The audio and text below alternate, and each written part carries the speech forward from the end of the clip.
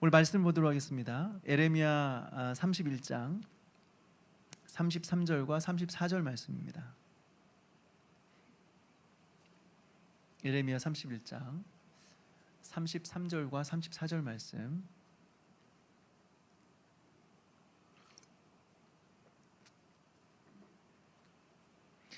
우리 같이 한 목소리 읽겠습니다. 시작. 그러나 그날 후에 내가 이스라엘 집과 맺을 언약은 이러하니 곧 내가 나의 법을 그들의 속에 두며 그들의 마음에 기록하여 나는 그들의 하나님이 되고 그들은 내 백성이 될 것이라. 여호와의 말씀이니라. 그들이 다시는 각기 이웃과 형제를 가리켜 이르기를 너는 여호와를 알라 하지 아니하리니 이는 작은 자로부터 큰 자까지 다 나를 알기 때문이라. 내가 그들의 악행을 사하고 다시는 그 죄를 기억하지 아니하리라. 여호와의 말씀이니라. 아멘. 기도하시겠습니다. 하나님, 지난 5일 동안도 우리를 지켜주시고 이 금요일 밤 예배의 자리로 우리를 불러주심을 감사드립니다.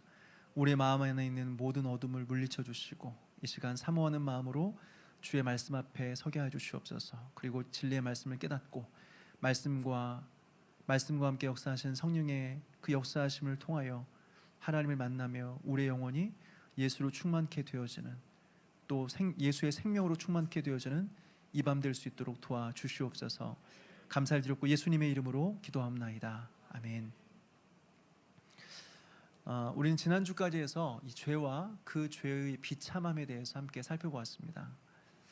다시 요약하자면 우리는 태어날 때부터 이 죄를 가지고 태어나는데 이것이 원죄, 아담의 죄라고 했습니다. 그래서 우리는 죄에 대한 책임이 있습니다. 즉 우리는 이 죽음에 이르게 돼요.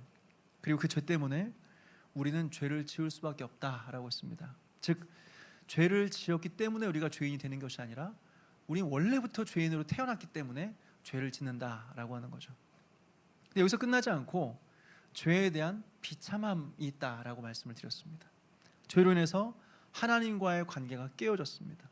하나님과의 관계가 깨어짐으로 인해서 인간의 모든 고통이 거기서부터 이제 출발하는 거죠. 그리고 그 결과가 죽음이고, 죽으면 끝이 아니라 죽음 이후에 영원한 지옥의 형벌이 있다라고 말씀을 드렸습니다. 이것이 죄의 비참함이다라고 말씀을 드렸어요. 그래서 우리가 여기서 깨달아야 할 것은 무엇이냐? 첫째로 인간의 모든 고통은 하나님과의 깨어진 관계에 있다는 거예요. 그래서 죄인에게 가장 시급하고 가장 중요한 문제는 다른 것이 아니라 하나님과의 관계를 회복하는 것이다 라고 하는 거죠. 둘째로 우리는 절대로 죄를 가볍게 여겨서는 안 된다라고 하는 것입니다. 죄의 결과 우리가 죽음에 이르게 되었고 이 지옥의 형벌을 당하게 되었다라고 하는 거예요. 그러니까 이 죄라고 하는 것은 가볍게 여겨서는 안 되는 것입니다. 모양이라도 버려야 된다라고 하는 거죠. 셋째로 믿음을 지키다가 당하는 고난을 우린 두려워하지 말아야 된다라고 하는 것입니다. 물론 예수님 때문에 당하는 고난이 있습니다. 예수님을 믿으면 반드시 고난이 있습니다. 그런데 지옥 형벌에 비해서는 비할 수가 없다는 것, 아무것도 아니라는 것입니다. 오히려 예수님 때문에 고난받는 것이 훨씬 더 낫다라고 하는 거죠. 넷째로 오직 예수님만이 우리의 유일한 구원의 길이시다. 예수님 외에는 길이 없다. 여기까지가 우리가 지난 시간까지 함께 살펴봤던 내용이죠. 계속해서 몇 주간 이 죄와 이 비참함을 이야기하니까 좀 이렇게 우울해지지 않습니까? 근데 오늘부터는 죄와 이 죄의 비참함에서 건져주시기 위한 하나님의 구원의 은혜의 이야기가 시작이 되고 있습니다. 이 부분을 좀 살펴보려고 하는데요. 근데 여러분, 그냥 하나님께서 우리를 사랑하셔서 우리를 용서해 주셨다, 구원해 주셨다 하면 되지 왜 은혜 언약에서부터 이야기가 시작이 될까요? 우리가 이전에 행위 언약과 은혜 언약에 대해서 우리가 한번 살펴보았습니다. 간단히 말씀드려서 행위 언약이라고 하는 것은 하나님께서 인류의 대표인 이 아담과 맺은 언약인데요.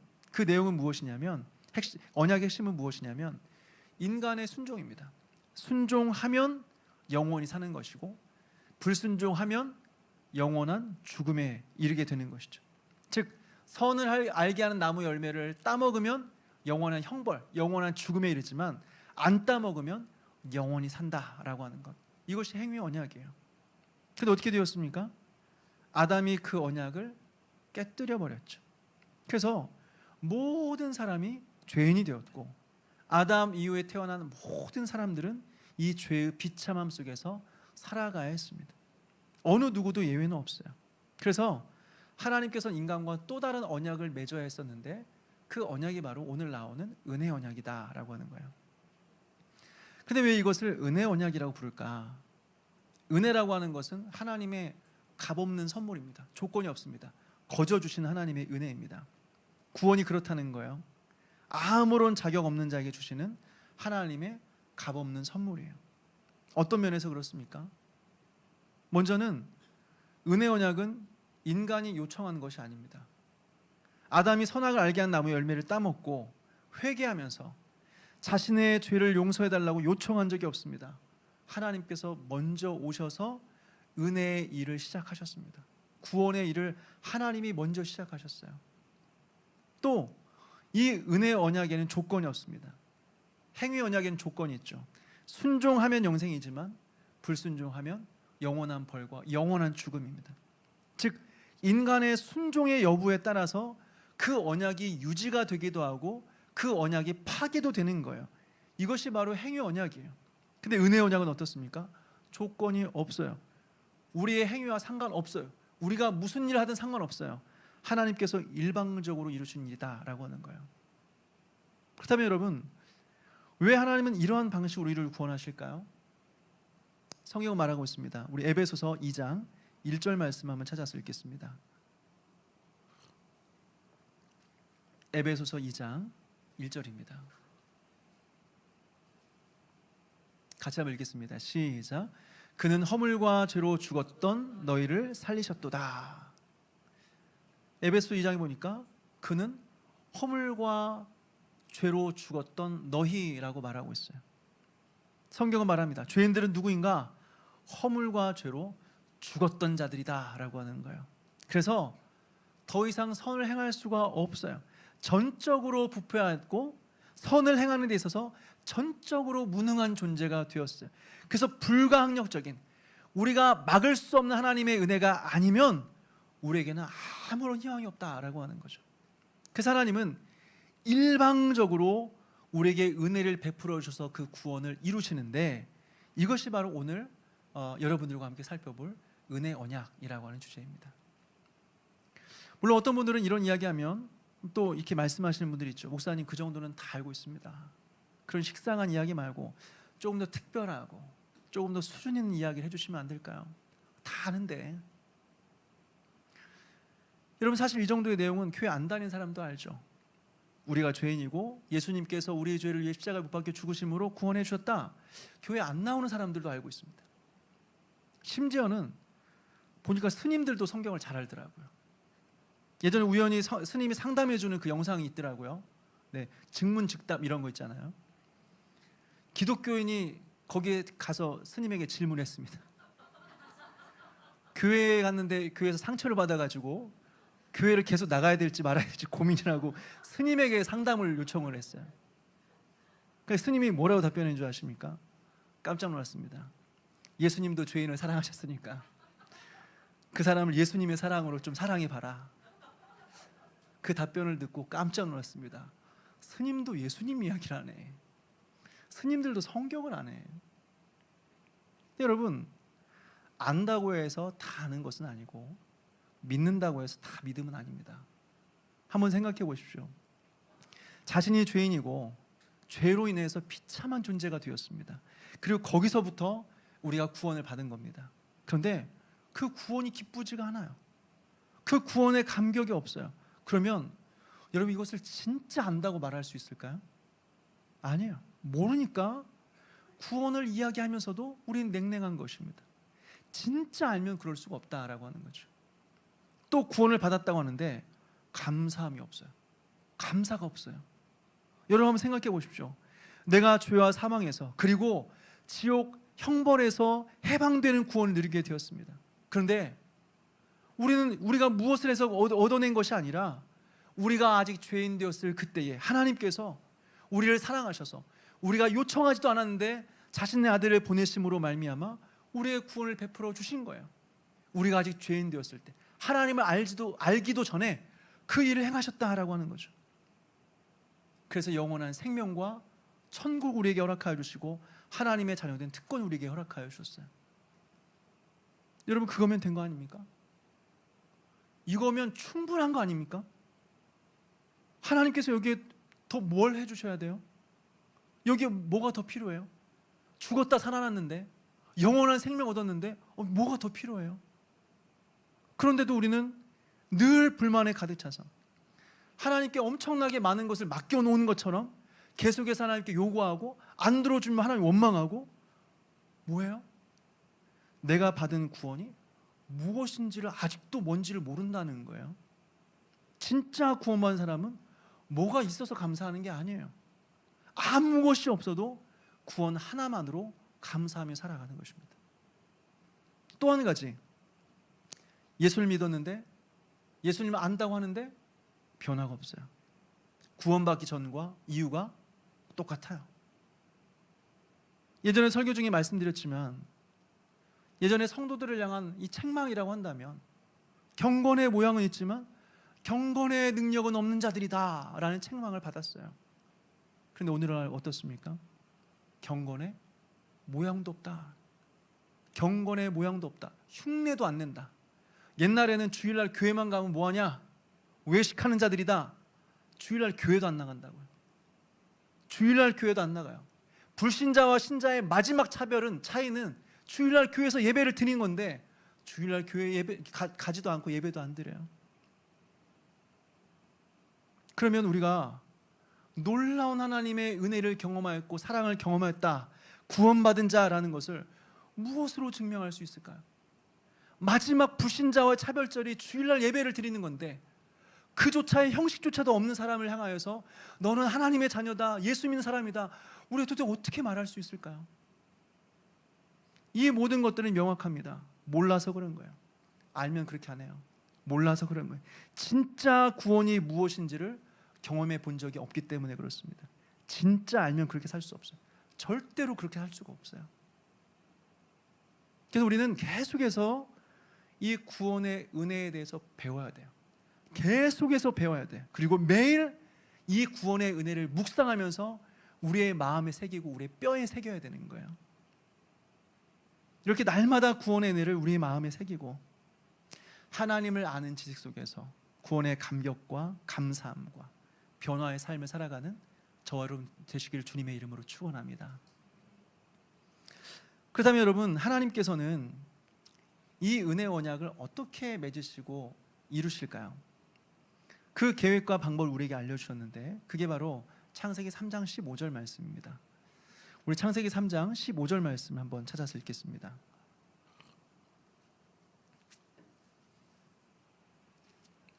같이 읽겠습니다. 시작. 내가 너로 여자와 원수가 되게 하고 내 후손도 여자의 후손과 원수가 되게 하리니 여자의 후손은 내 머리를 상하게 할 것이요 너는 그의 발꿈치를 상하게 할 것이라 하시고. 아멘. 이미 우리는 이 구절을 여러 번 살펴본 적이 있습니다. 여기서 핵심을 몇 가지로 좀 정리해 볼 수 있는데, 이 말씀, 이 은혜 언약의 핵심은 첫 번째로 여자의 후손과 뱀의 후손이 원수의 관계가 된다라는 것입니다. 여자의 후손과 뱀의 후손이 원수가 된다라고 하는 거예요. 여러분, 여기서 뱀의 후손은 아담의 후손들입니다. 즉 태어날 때부터 죄인으로 태어나서 평생 사탄의 종노릇하며 살아가는 자들, 뱀의 후손입니다.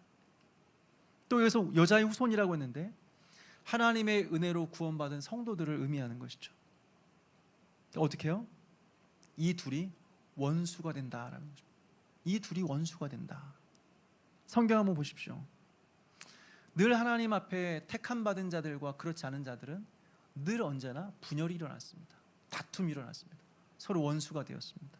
가인과 아벨이 원수가 되었습니다. 이삭과 이스마엘이 원수가 되었습니다. 야곱과 에서가 원수가 되었습니다. 이렇게 하나님의 나라는 끊임없는 영적인 전쟁이 있어요. 주님 오실 때까지 계속되는 싸움이 있는 겁니다. 보십시오. 예수님께서 이 땅에 오셔서 우리에게 뭐라고 말씀하셨습니까? 우리 마태복음 10장 34절 말씀 한번 찾아서 읽겠습니다. 마태복음 10장 34절입니다. 시작. 내가 세상에 화평을 주러 온 줄로 생각하지 말라. 화평이 아니요 검을 주러 왔노라. 예수님께서 말씀하십니다. 나는 이 세상에 화평을 주러 온 게 아니라 검을 주러 왔다. 칼을 주러 왔다. 전쟁을 하게 만들려고 왔다. 말씀하시는 거죠. 여러분, 우리가 예수님을 믿는 믿음이 더해지면 더해질수록, 하나님을 사랑하는 마음이 더 커지면 커질수록 이상하게 분열이 일어나기 시작합니다. 믿지 않은 자들과 다툼이 일어나기 시작합니다. 또 교회 안에 선명한 복음이 선포되고 성령님께서 역사하시면 역사하실수록 교회 안에 분열이 일어나기 시작합니다. 그래서 믿는 자들은 더 그 믿음이 견고해지고, 믿음이 없는 자들은 회개하고 돌아오든지 아니면 버티지 못하고 나가 떨어지는 것입니다. 그리고 중간에 애매한 사람들은 없어집니다. 중간에 애매한 사람들은 사라집니다. 적당이라는 것은 없어집니다. 애매한 것도 없어집니다. 적당히 세상도 사랑하면서 적당히 교회 생활하는 그런 삶은 다 종결됩니다. 그렇게 해야만 한다는 것이 아니라 그렇게 된다는 거예요.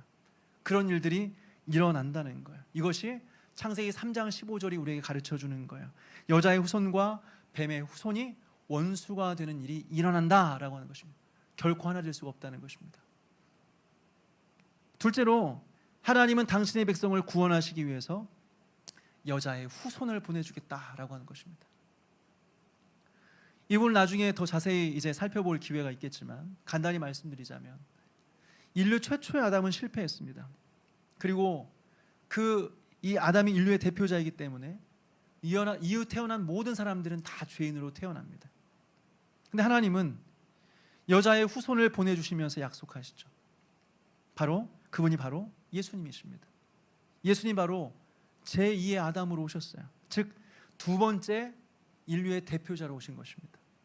첫 번째 아담은 실패했어요. 그래서 그 아담은 우리에게 죄를 전가해 주었습니다. 두 번째 아담이신 예수님은 순종함으로써 자신의 의를 우리에게 전가해 주신 것입니다. 우리는 한 것이 아무것도 없어요. 요청한 적도 없어요. 그런데 예수님께서 우리의 두 번째 인류의 대표자로 오셔서 율법에 순종하심으로 예수님의 의가 우리의 의가 되게 하셨다라고 하는 거죠. 셋째로, 은혜의 언약이 우리에게 가르쳐주는 사실은 그 여자의 후손이 마귀를 정복하고 멸망시킴으로 말미암아 우리를 마귀의 손에서, 또 죄와 사망의 손에서 우리를 건져내었다라고 하는 것입니다. 한번 생각해 보십시오. 예수님의 오심과 십자가의 죽으심은 예수님이 힘이 없어서 그렇게 당하신 것이 아니에요. 마귀의 일을 멸하시기 위함입니다. 죄와 사망을 심판하기 위해서 그렇게 하신 것입니다. 성경을 보십시오. 예수님께서 오시자 병든 자들이 치유되었어요. 귀신이 떠나가는 역사들이 일어났습니다. 도대체 이것이 무엇을 보여주는 것일까요? 예수님 믿으면 이렇게 많은 기적이 일어난다, 더 큰 기적을 소망해라, 이런 의미입니까? 아니에요. 우리 마태복음 12장 24절에서 29절까지의 말씀을 함께 읽겠습니다. 마태복음 12장 24절에서 29절까지 우리 한 목소리를 같이 한번 읽겠습니다. 시작. 바리새인들은 듣고 이르되 이가 귀신의 왕 바알세불을 힘입지 않고는 귀신을 쫓아내지 못하느니라 하거늘, 예수께서 그들의 생각을 아시고 이르시되 스스로 분쟁하는 나라마다 황폐하여질 것이요 스스로 분쟁하는 동네나 집마다 서지 못하리라. 만일 사탄이 사탄을 쫓아내면 스스로 분쟁하는 것이니 그리하고야 어떻게 그의 나라가 서겠느냐. 또 내가 바알세불을 힘입어 귀신을 쫓아내면 너희의 아들들은 누구를 힘입어 쫓아내느냐. 그러므로 그들이 너희의 재판관이 되리라. 그러나 내가 하나님의 성령을 힘입어 귀신을 쫓아내는 것이면 하나님의 나라가 이미 너희에게 임하였느니라. 사람이 먼저 강한 자를 결박하지 않고서야 어떻게 그 강한 자의 집에 들어가서 그 세간을 강탈하겠느냐. 결박한 후에야 그 집을 강탈하리라. 아멘. 무슨 말입니까? 예수님께서 기적을 행하시고 귀신을 내어 쫓으신 것은 예수님께서 마귀의 일을 멸하시고 사탄을 결박했다라는 것을 보여주는 상징적인 사건이다라고 하는 것입니다. 즉 하나님의 나라가 임했고, 그래서 예수님께서 뱀의 머리를 밟으시고 승리하셨다라고 하는 것을 보여주는 상징적인 사건이라는 것이에요. 근데 어떻게 해요? 그의 발꿈치가 상함으로 말미암아, 즉 예수 그리스도께서 십자가의 고난 받으심으로 말미암아 사탄의 머리는 박살나고 그리고 마귀의 일은 멸하게 되는 것이죠. 이것이 바로 은혜의 언약의 내용이다라고 하는 것입니다. 단순히 우리를 구원해서 천국 보내는 것이 아니라 우리를 괴롭히던 죄와 사망과 사탄의 권세를 멸하시고 승리하신 것이 은혜의 언약의 핵심이다라고 하는 거예요. 요약하자면 은혜의 언약은 조건이 없습니다. 조건이 없는 하나님의 선물입니다. 첫 번째 아담은 불순종으로 실패했지만 두 번째 여자의 후손으로 오시는 그 예수님은 순종함으로 승리하셨습니다. 그리고 우리의 죄를 대신하여 십자가에 못 박혀 죽으심으로 말미암아 사탄과 또 죄와 사망을 심판하셨습니다.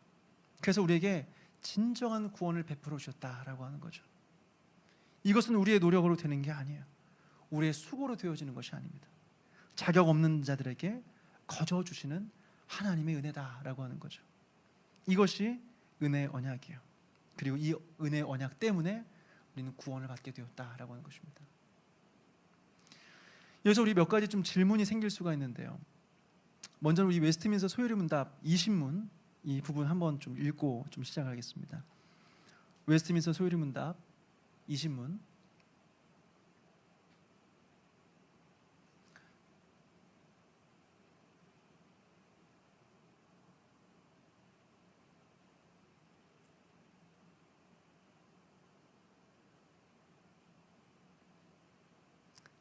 이 정적을 어떻게 해야 될지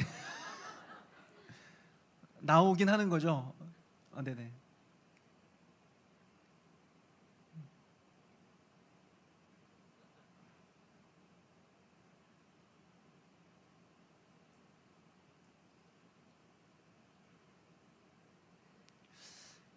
막간을 이용해 서로의 얼굴을 한번 보시면서 네. 또 인사도 하시고 졸고 계신지는 아닌지 한번 좀 봐주시고 네, 격려해 주시고 네, 그러면 좋을 것 같습니다. 혹시 안 되면 말씀해 주시면 제가 그냥 읽고 시작하겠습니다. 이어가겠습니다. 네. 예배는 이미 시작했고요. 네, 제가 질문 읽으면 여러분 답을 읽어주시면 되겠습니다. 하나님이 모든 인류를 죄와 비참한 상태에서 멸망하도록 내버려 주셨습니까?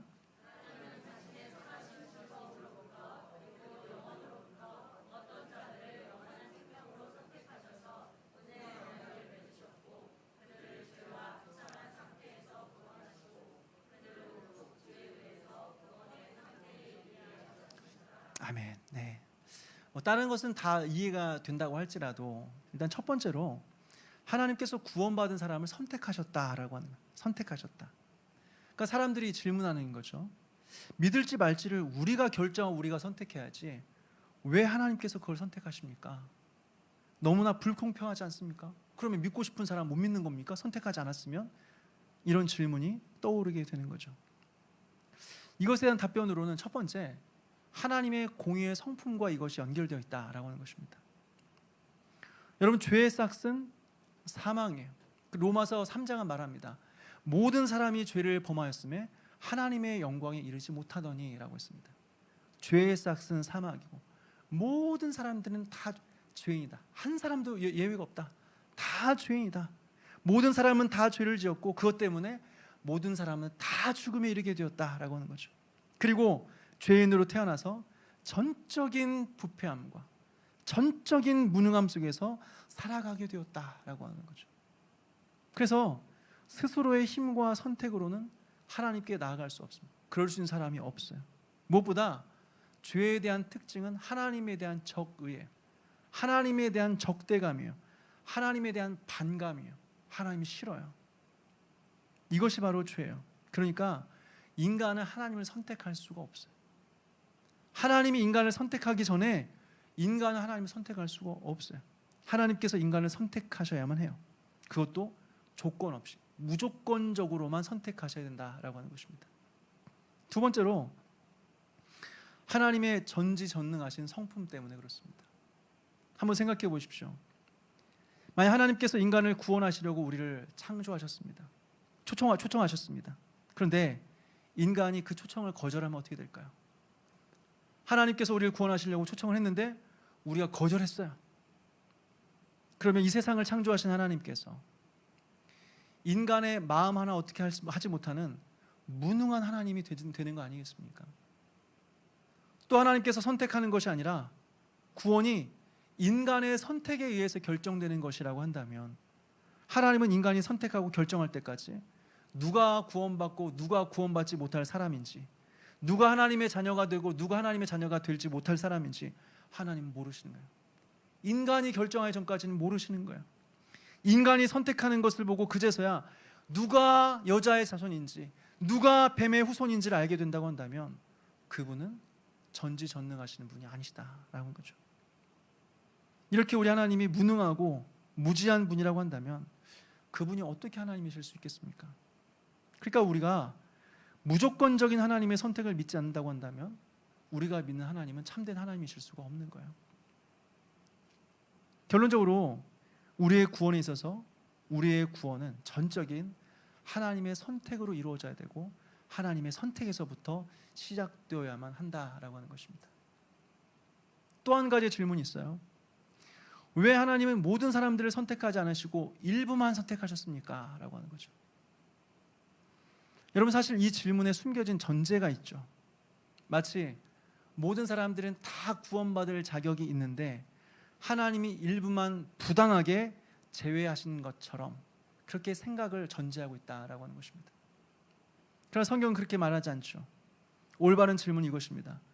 왜 하나님은 모두가 다 구원받을 자격이 없는데 왜 그 중에 일부를 구원하셨습니까?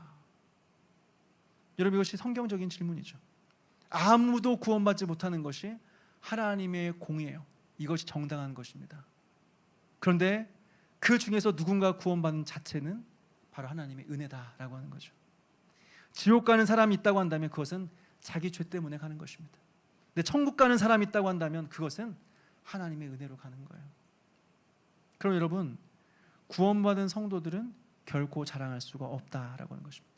나는 선택받았고 너는 선택받지 못했다. 이런 태도는 선택의 교리를 아는 태도가 아니라는 것입니다. 오히려 선택의 교리가 무엇인지를 모르는 거죠. 선택길 교리를 바르게 아는 사람들은 여러분 교만할 수가 없습니다. 자랑할 수가 없어요. 오히려 고백하죠. 하나님, 왜 하필이면 납니까? 왜 모든 사람들 중에서 왜 하필이면 납니까? 왜 저 같은 인간을 불쌍히 여기셔서 왜 나를 구원하셨습니까? 왜 저를 버려주지 않으셨습니까? 왜 저를 하나님 자녀 삼아주셨습니까? 내가 뭘 했는데요? 나는 아무것도 하지 않았는데 왜 나를 사랑하셔서 하나님 자녀 삼아주셨습니까?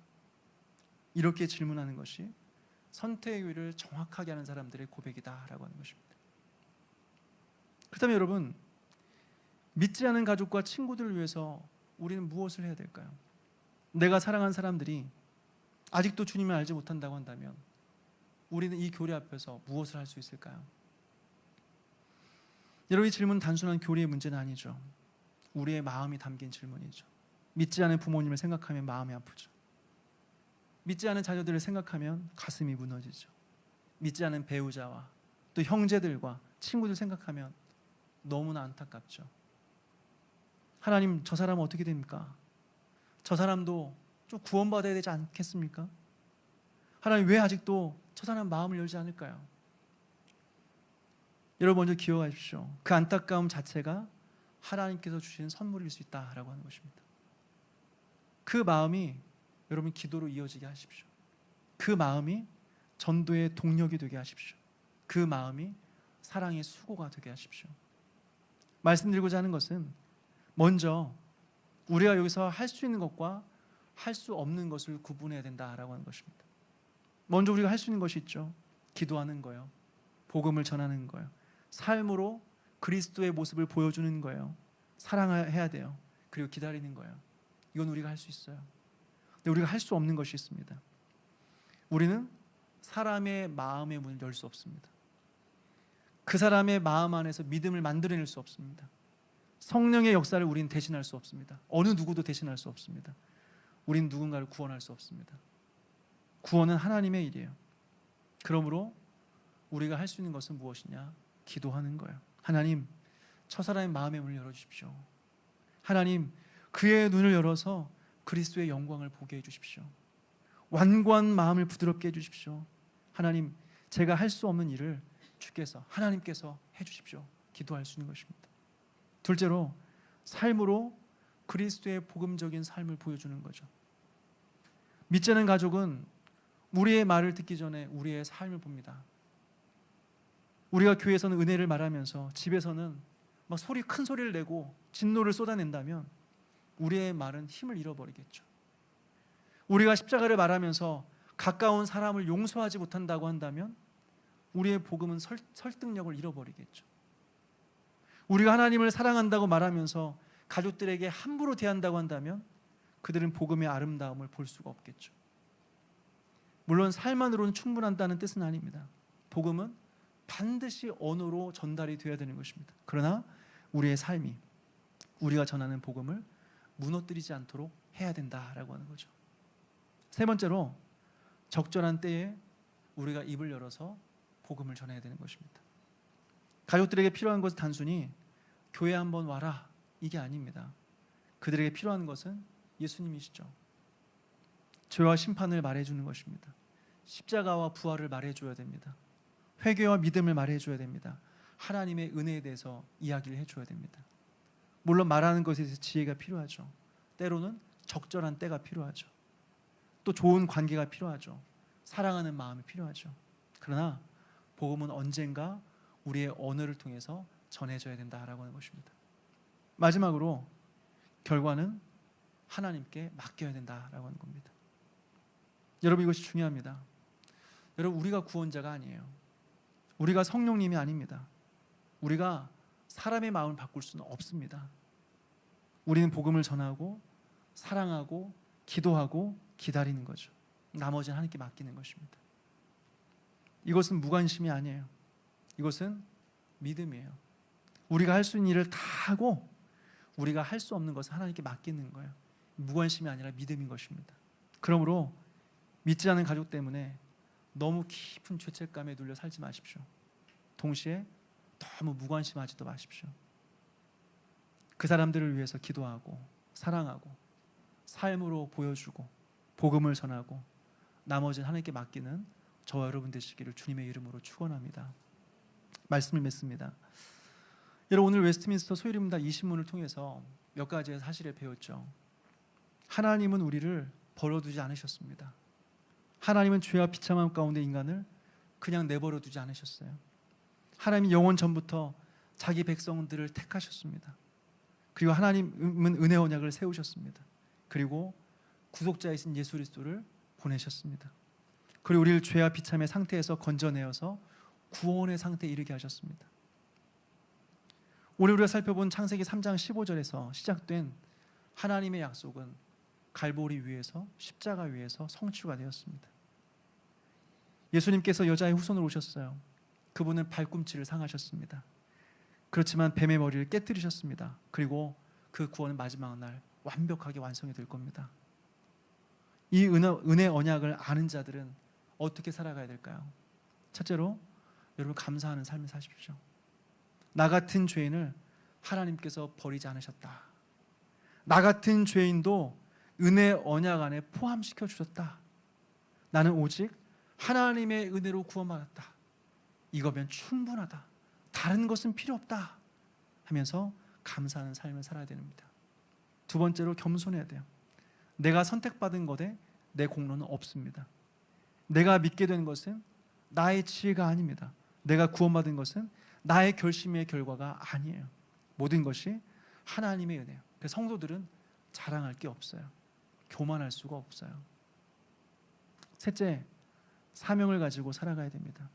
하나님이 나를 구원하는 것은 나 혼자 구원받고 기쁘게 즐겁게 살라고 하신 것이 아니에요. 나를 통해서 복음을 전하라고, 나를 통해서 가족들에게 복음이 흘러가라고, 나를 통해서 이웃에게 복음을 전하라고, 나를 통해서 교회가 세상 가운데 복음의 증인이 되라고 하나님께서 우리를 불러주시고 우리 하나님의 자녀 삼아주신 것입니다. 오늘 이 말씀을 붙들고 하나님께서 주신 그 은혜를 받은 자답게 감사하며 또 겸손하며 또 사명을 가지고 이 복음을 전하며 살아가는 저 여러분 되시기를 주님의 이름으로 축원합니다.